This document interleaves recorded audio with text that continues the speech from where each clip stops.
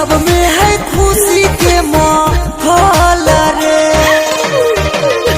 दुआरा पर बाजा बाजो हकै मोर जान के, अंगना में बाजो हकै ढोल रे। हम एने कानो हियै ओने मोर पगली, सब में है खुशी के माहौल रे।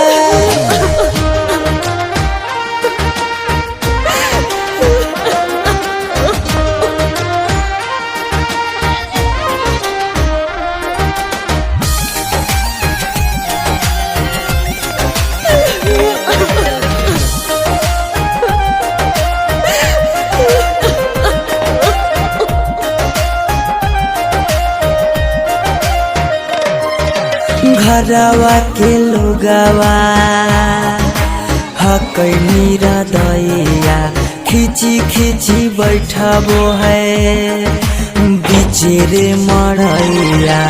घरवा के लोगवा हकै मीरा दैया, खिची खिची बैठबो है बीचे रे मड़ैया। घर परिवार सब हकै दुश्मन मारे, बुझे नहीं पड़े मामा के मोल रे।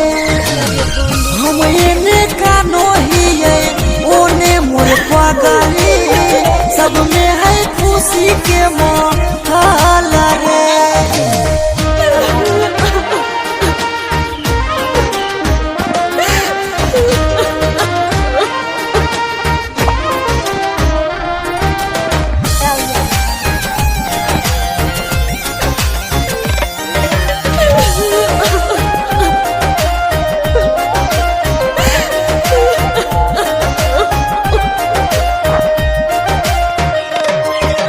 लागो है कि दे दिए अपना परानामा, जान के चुनरिया के बनाइए कफनामा।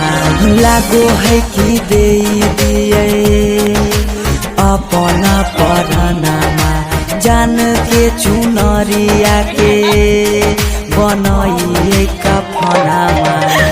सौरभ